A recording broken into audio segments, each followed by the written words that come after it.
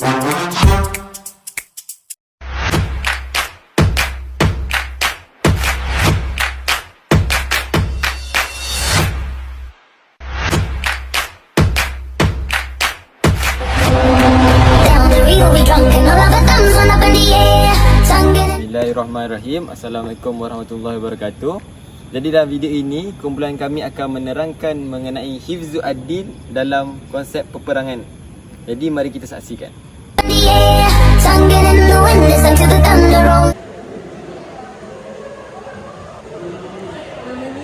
agama iaitu Islam telah sekian lama menjadi tajuk perbahasan para ulama dalam bidang ilmu maqasid syariah.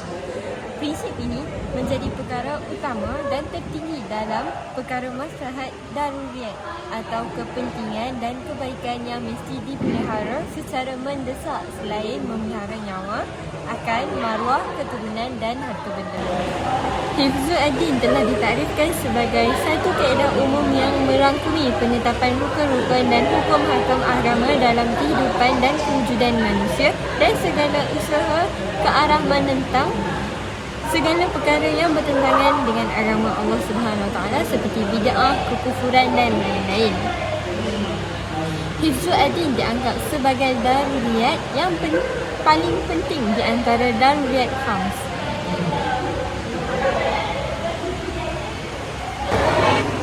Nak gian ni? Tak habis lagi. Okey, secara umumnya konsep hifzu ad-din ni merangkumi daripada dua dimensi, iaitu dimensi pertama al-wujud iaitu dimensi positif dan dimensi al-adam iaitu dimensi yang negatif. Antara contoh bagi dimensi al-wujud ialah pensyariatan iman, ibadat-ibadat rukun seperti solat, haji, puasa dan zakat. Manakala contoh bagi dimensi al-adam pula seperti pensyariatan hukum hudud ke atas orang yang murtad dan hukuman ta'zir ke atas penyebar ajaran sesat dan menyeleweng. Now left foot, right foot, now left foot, right foot, now left foot, right foot, now. Macam mana diorang ni hidup dan mengamalkan cara hidup Islam kalau dalam peperangan ni? Macam susah je.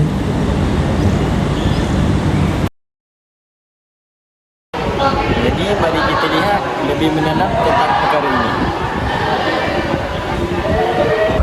Assalamualaikum warahmatullahi wabarakatuh. Ya, saya akan terangkan mengenai isu semasa berkenaan hifzuddin dan peperangan pada masa kini. Contoh yang saya akan berikan berkenaan isu semasa hifzuddin bagi isu semasa pada zaman kini adalah peperangan antara Israel dan Palestin.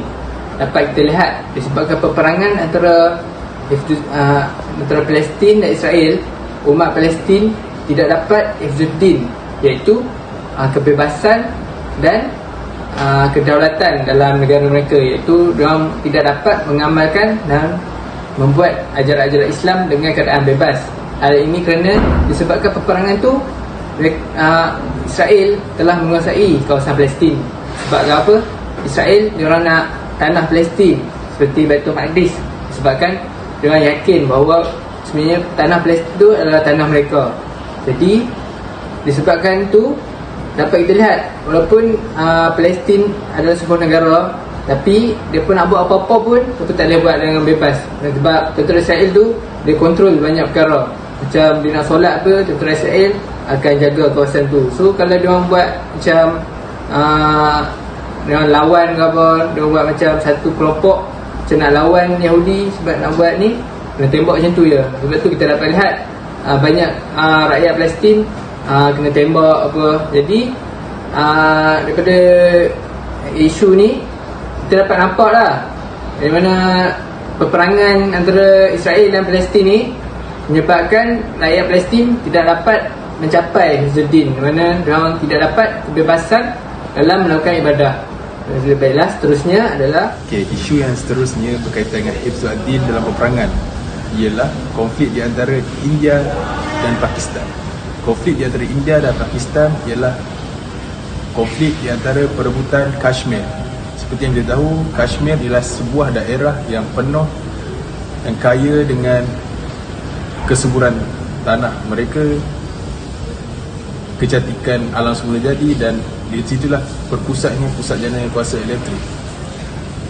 Uniknya Kashmir ini ialah 85% daripada 8 juta penduduknya beragama Islam, tetapi mereka dipimpin oleh pemimpin yang berbahasa Hindu, iaitu Hari Singh.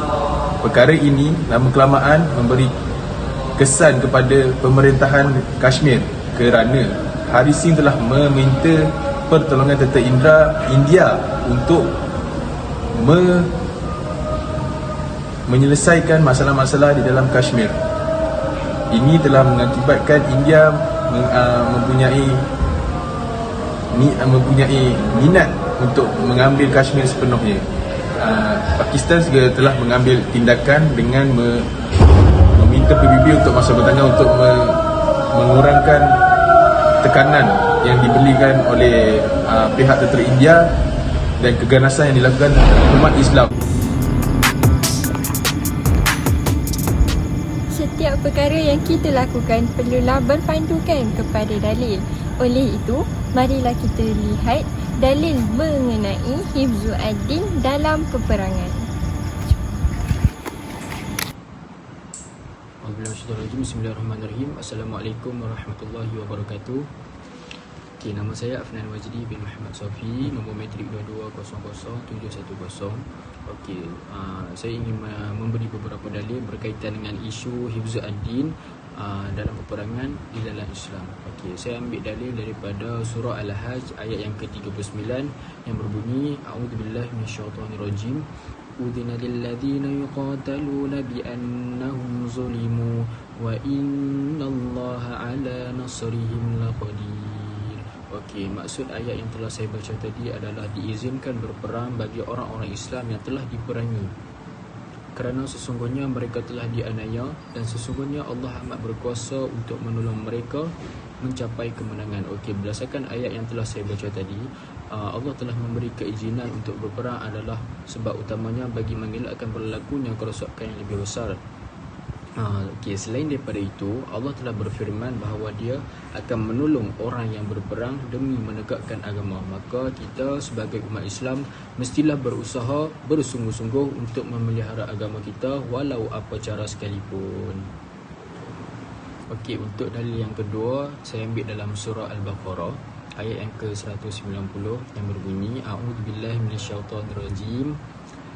وَقَاتِلُوا فِي سَبِيلِ اللَّهِ الَّذِينَ يُقَاتِلُونَكُمْ وَلَا تَعْتَدُوا إِنَّ اللَّهَ لَا يُحِبُّ الْمُعْتَدِينَ وَاقْتُلُوهُمْ حَيْثُ ثَقِفْتُمُوهُمْ وَأَخْرِجُوهُمْ مِنْ حَيْثُ أَخْرَجُوكُمْ, yang berbawa maksud dan perangilah kerana menegakkan dan mempertahankan agama Allah akan orang-orang yang memerangi kamu, dan janganlah kamu menceroboh dengan memulakan peperangan, kerana sesungguhnya Allah tidak suka kepada orang-orang yang menceroboh.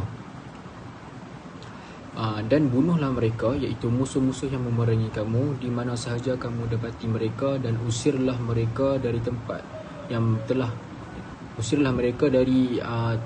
tempat mana yang telah mereka mengusir kamu. Okey, dalam ayat yang telah saya baca tadi, Allah telah perintahkan untuk berperang apabila kita umat Islam telah diperangi oleh musuh terlebih dahulu. Kita tidak boleh memulakan peperangan sama sekali kerana Allah tidak suka dengan orang yang memulakan peperangan seperti yang dijelaskan demi memelihara agama dari ancaman musuh. Okey, jadi pada hari ini saya akan berkongsi dua dalil kenaan hifzu ad-din, peperangan dalam Islam. Okey. Jadi dalil yang pertama, sabda Rasulullah sallallahu alaihi wasallam yang bermaksud barang siapa yang murtad maka bunuhlah dia. Dan Rasulullah sallallahu alaihi wasallam bersabda lagi, tidak halal adalah seorang muslim yang telah bersaksi bahawa tiada Tuhan yang berhak untuk disembah melainkan Allah dan aku adalah utusan Allah, kecuali dalam tiga keadaan ini: seorang janda yang berzina, seorang yang membunuh orang lain, dan orang yang meninggalkan agamanya, yakni memisahkan diri daripada kesatuan jemaah. Hadis riwayat Bukhari dan Muslim. Jadi setelah kita melihat intipati daripada kandungan dalil dan juga aspek yang terkandung dalam nas itu sendiri, Secara tidak langsung kita dapat menjawab persoalan yang terkandung dalam urusan penjagaan agama ini, dan adakah ia terkena juga kepada agama lain selain daripada Islam. Okey, dalil yang kedua, firman Allah SWT, A'udzubillahi minasyaitonirrajim, wa qatiluhum hatta la takuna fitnatun wa yakuna ad-din kulluhu lillah fa in intahu fa innallaha bima ya'maluna basir. Surah Al-Azim. Maksudnya, dan perangilah mereka itu sampai tidak ada lagi fitnah dan agama hanya bagi Allah semata, yakni Islam. Jika mereka berhenti dari kekafiran, maka sesungguhnya Allah Maha melihat apa yang mereka kerjakan. Okay, daripada hadis ini jelaslah bahawa hanya agama Allah, yakni Islam sahaja yang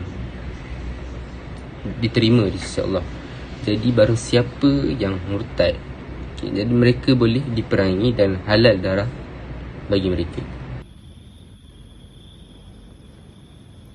Jadi setelah kita mendengar beberapa ulasan dan dalil-dalil yang telah dikeluarkan, kesimpulan yang kami dapat simpulkan daripada perbincangan Hifzu ad-Din ini, Islam merupakan sebuah agama yang mementingkan dan menitik beratkan atas memelihara nyawa ke atas umatnya sendiri. Jadi sekian daripada kami. Terima kasih. Now left foot, right foot, now left foot, right foot, now left foot.